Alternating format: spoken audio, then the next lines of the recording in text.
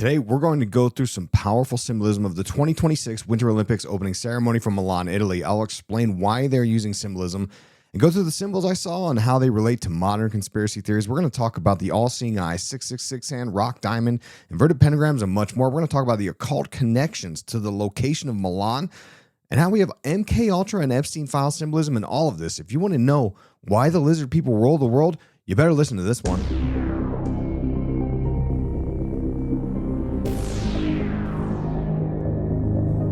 That's right. Due to high demand from my Patreon supporters, I decided I'm going to squeeze this episode in of the Olympics opening ceremony, 2026 symbolism.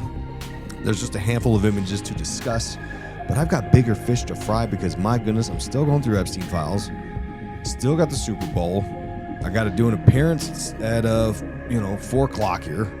We got a lot to get through, so I'm going to bang this out real quick and try to get it out to you guys as quick as I can.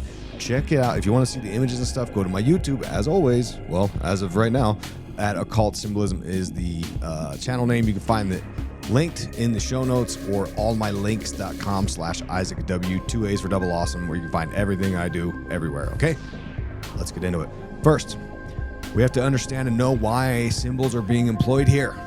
You already know. If you're an old school vet, it's been around long enough with me, you already know, but let's do it quick. The Olympics, one of these globally watched high-profile ritual events, just like the Super Bowl, all right? The opening ceremony is of particular interest because we have the Olympic flame, which is very much tied into the occult history. Hitler famously started this tradition of taking the flame from Mount Hera in Greece to the location of the games, painstakingly. Sometimes they take it over, boats and planes and all kinds of stuff, right?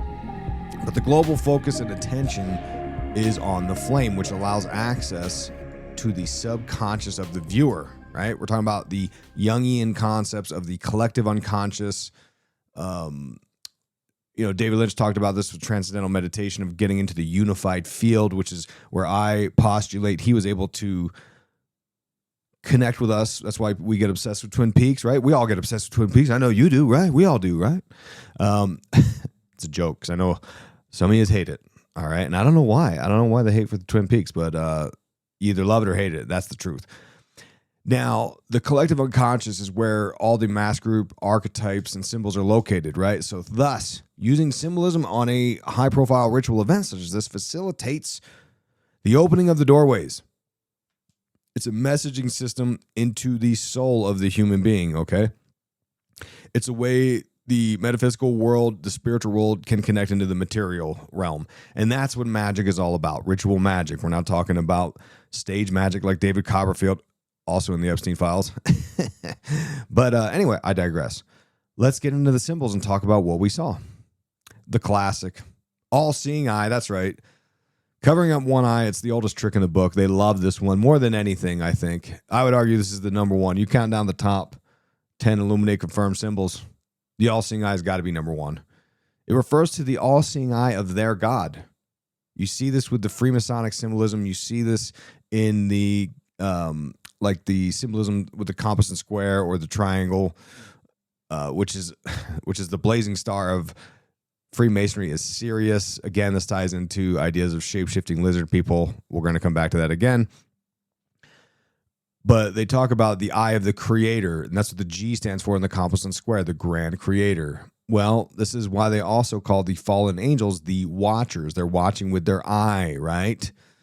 Implying their God is the Luciferian rebel archetype, like the watchers, like the fallen angels. They rebelled against God, came to earth, made sexy time with the women, who can resist, and then they created the Nephilim monsters, which God had to smite.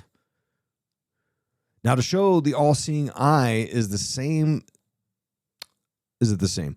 To show the all-seeing eye is very similar to the opening of the third eye concept, which magician Kenneth Grant claimed could charge a talisman, it could harness energy, or it could even create the moon child. Jack Parsons and L. Ron Hubbard, they were out in the deserts during the Babylon working rituals, banging on the drum, if you know what I'm saying.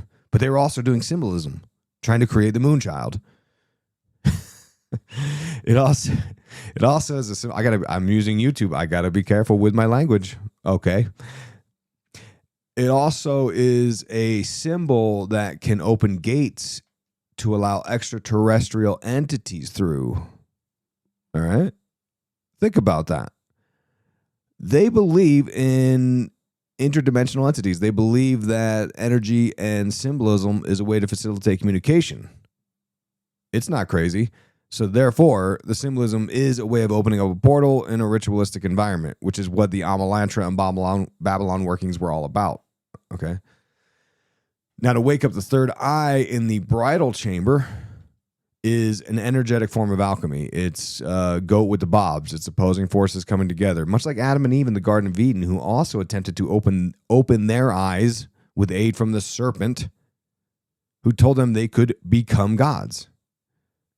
Now, this is where you get into the Luciferian stuff, like Blavatsky's Theosophy. She believed that the serpent was Lucifer, and Lucifer is the good guy, trying to liberate us from this Gnostic prison. If you go to the Orthodox Study Bible, as you should, like a good Christian warrior, an Orthodox Christian warrior, you would read that the serpent is the devil. Then we go to the Roc Diamond. Everyone knows this. This is Jay-Z and Beyonce's symbol they've used forever. It goes back to the occult, though. Right? Because Jay-Z is part of this as well, as you can see with the Epstein Files.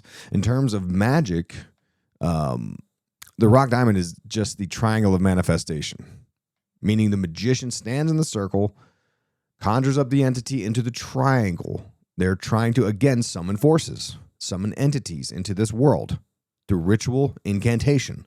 And the practitioner can use this symbol to harness the energy for their magic, right? And there's a magical order called the Ordo Templi Orientis, and they've listed this as the 4th degree sign of the grade fire goddess, and has the name Thum Esh Neith. And since I don't believe this symbol in the Olympics is necessarily using it in this manner, because in the OTO guidebook it says you have to raise the arms above the head to join the hands with the tips of the fingers and the thumbs meet to form a triangle, then I would suggest that this is the triangle of manifestation, just manifesting general energy.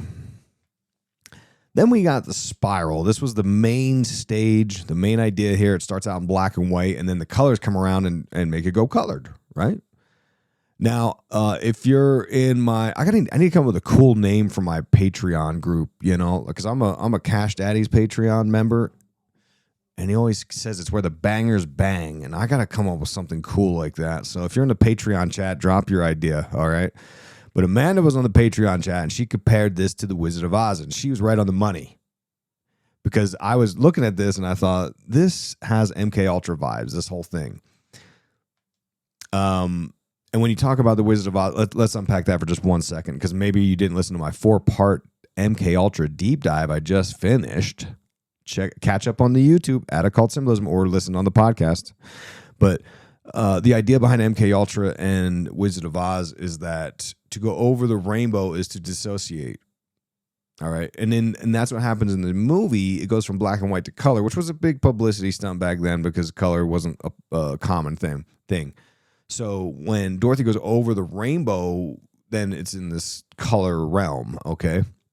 Now, we know that in MKUltra theories like Project Monarch and Kathy O'Brien, she suggests that going over the rainbow is to dissociate into an altar. And these psychopaths abuse kids to force the dissociation, to force them over the rainbow, which is also what you see in Stanley Kubrick's Eyes Wide Shut, right? When the second greatest actor of all time, Bill Harford, there he goes over the rainbow to get the costume to go into this other realm where the elites exist. Which I don't know if you've been keeping up with the Epstein Files theories. There's so much coming out, and I'm probably going to do a whole episode on just because, as you know, I've done 7 deep dives into Eyes Wide Shut. I wrote about it in a book called Kubrick's Code. 12 years ago, and a lot of that stuff's now coming out to be true. And one thing, I'll give you a couple examples. An interesting one that my dear wife Josie found on Breaking Social Norms podcast, where we debate these things. She found someone had seen that one of the masks in Eyes Wide Shut looks exactly like Donald Trump. Exactly. I mean, to me, there's no doubt that's Donald Trump. Kubrick was trying to reveal it to us. That's why he's the GOAT. He was trying to reveal the truth of what these elites are into.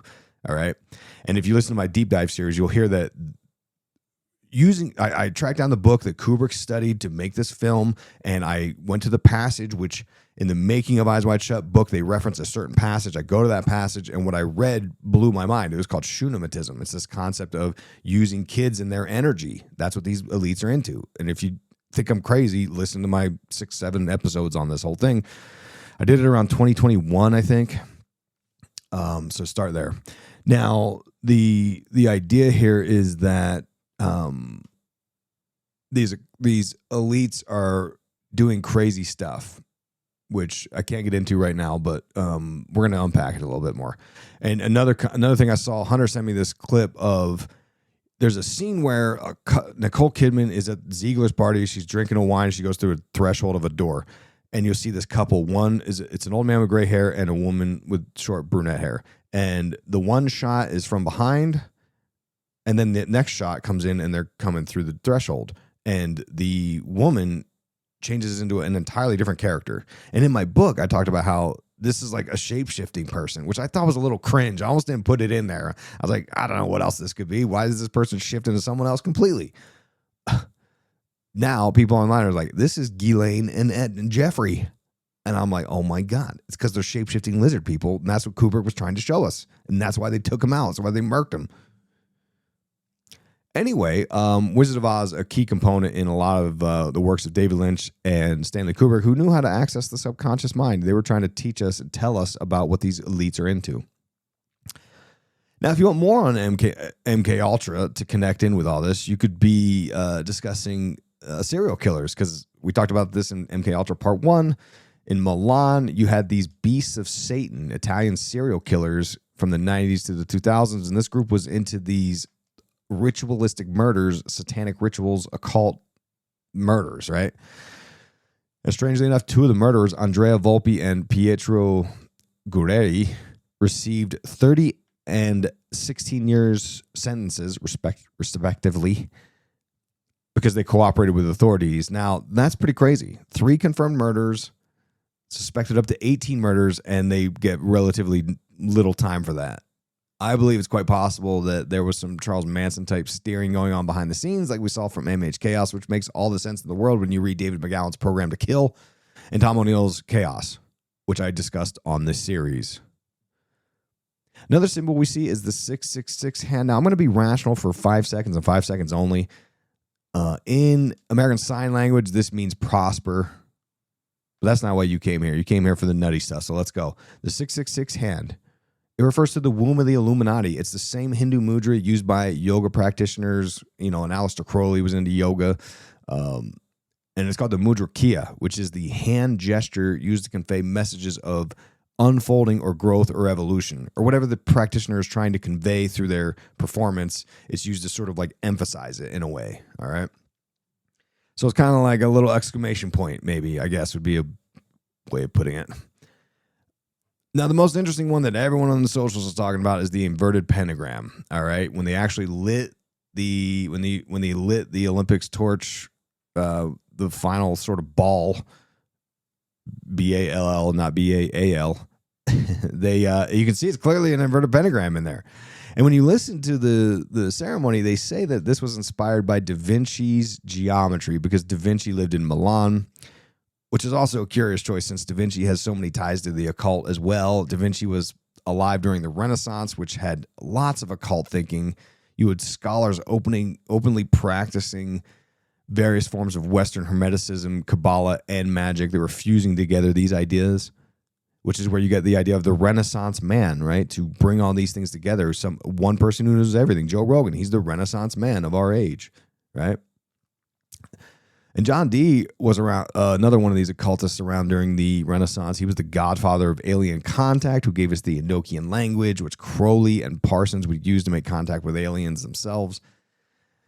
And he was alive during this time. So was Paracelsus, Cornelius Agrippa, who wrote the 3 books on philosophy, a foundational text to connect occult practices. Now, it's argued that Da Vinci's paintings and figures were androgynous. And this could be because it's an alchemical concept of opposing forces coming together. It's the bridal chamber where the male and female meet, right?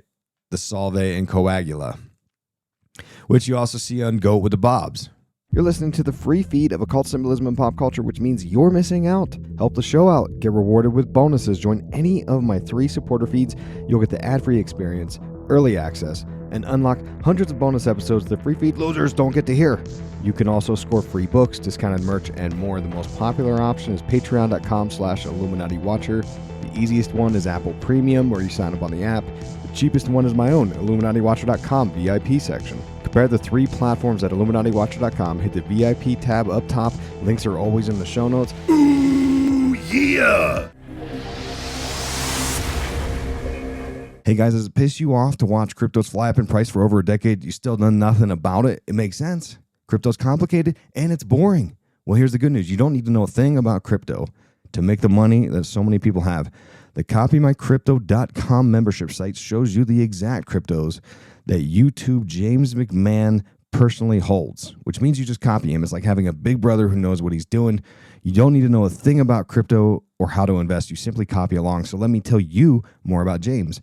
He runs the Crypto with James YouTube channel, which has over 94,000 subscribers.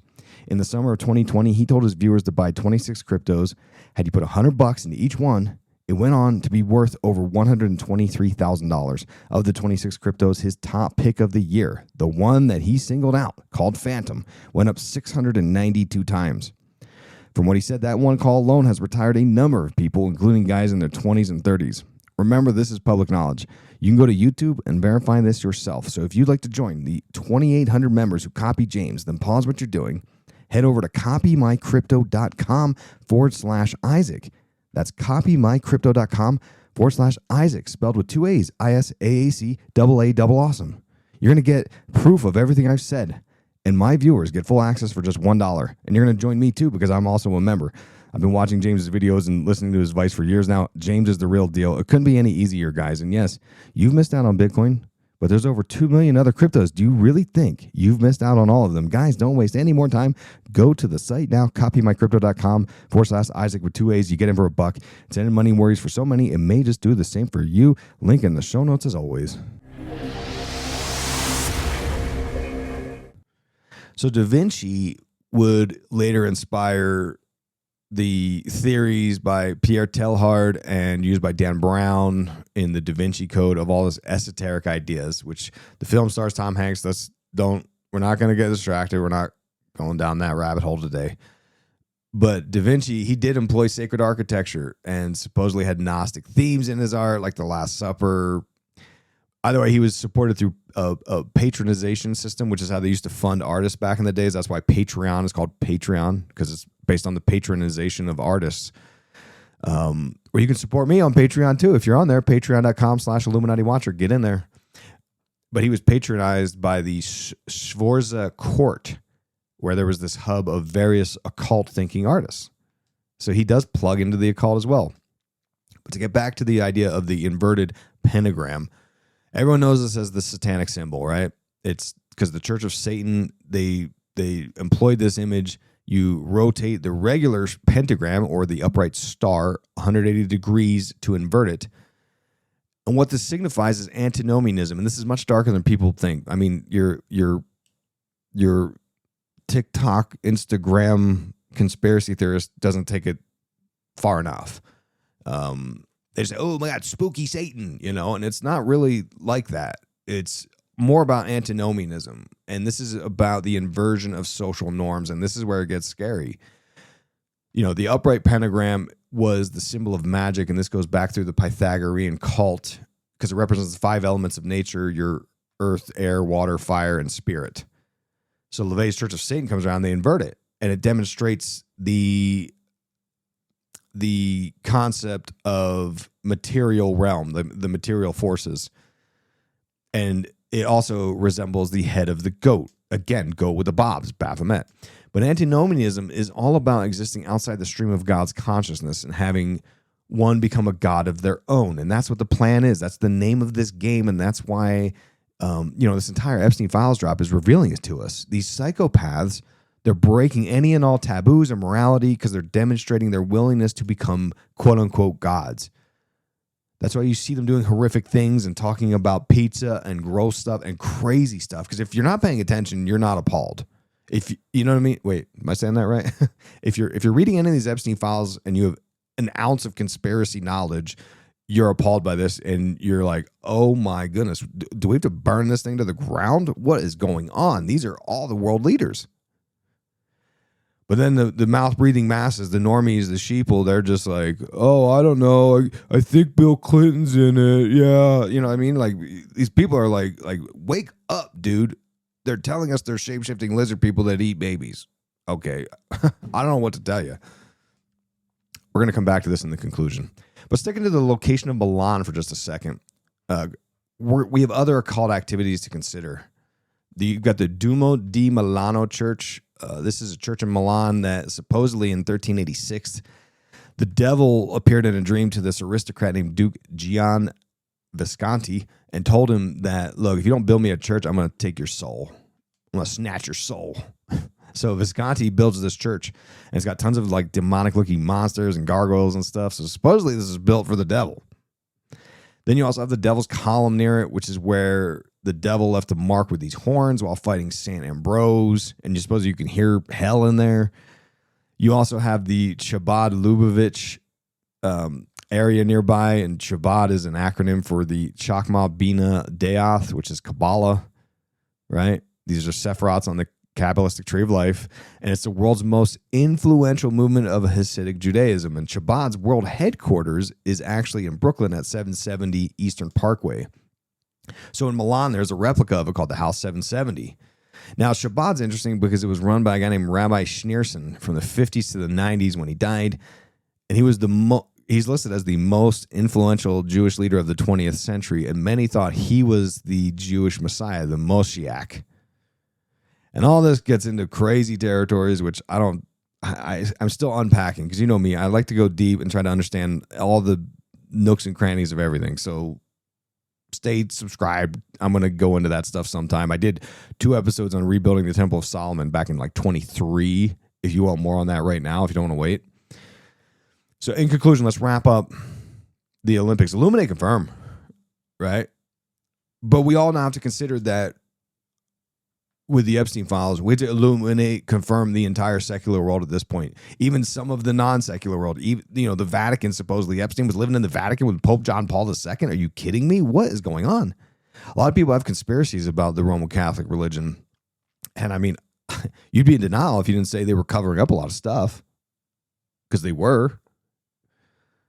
But how far does this rabbit hole go? I think it goes all the way. I think it goes all the way down to shape-shifting lizard people doing sacrifices to bloodthirsty Moloch gods and the cult of Baal, right? Which is funny because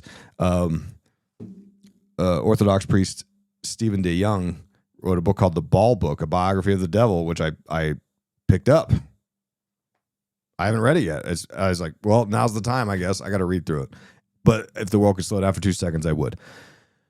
But the Epstein files, this is part of the revelation of the method. This is the big one. This is the one where they're doing their flex to see how we handle it. And I can already tell you it won't be good. I already know it. I already feel it in my bones. I'm disappointed by our society on a daily basis.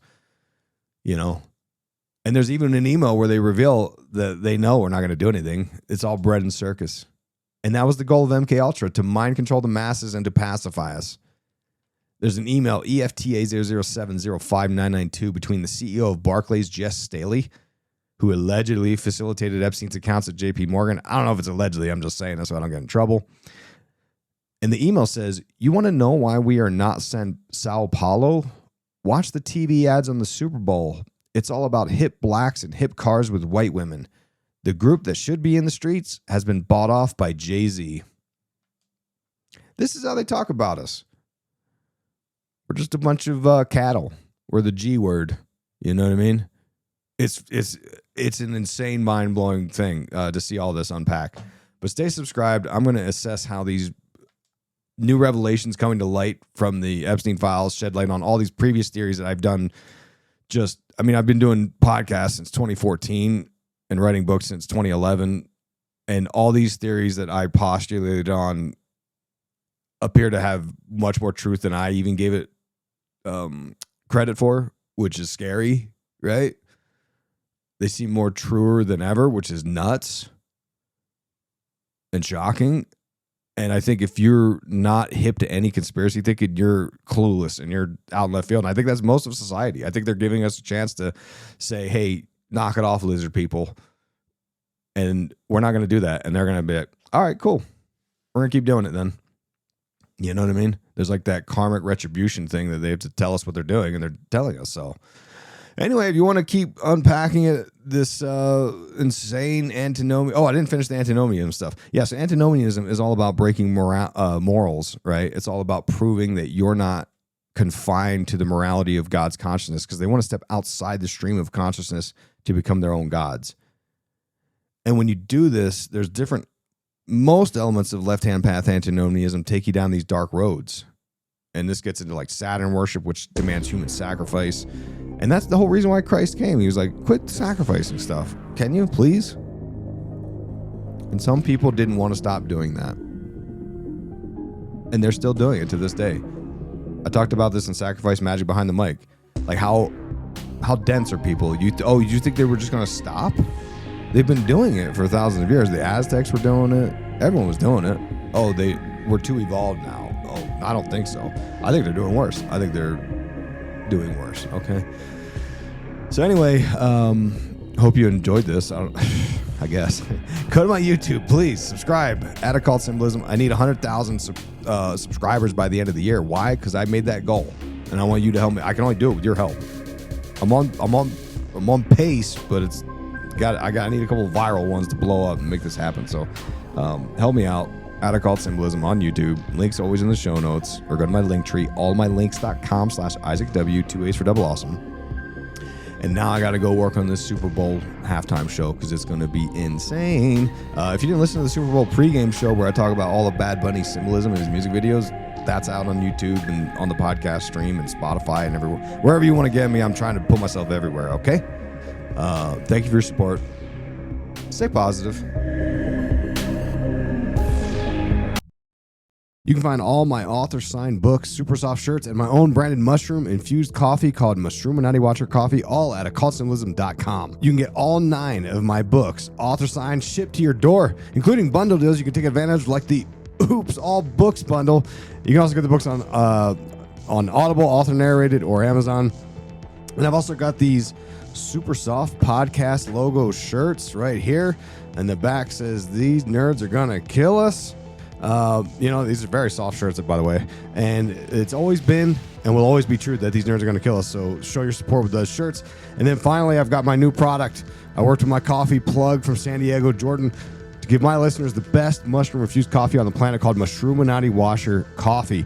It's a whole bean organic coffee with flavor notes of candied orange, sugar, and plum, but more importantly, it's infused with 6,000 milligrams of organic mushroom extract.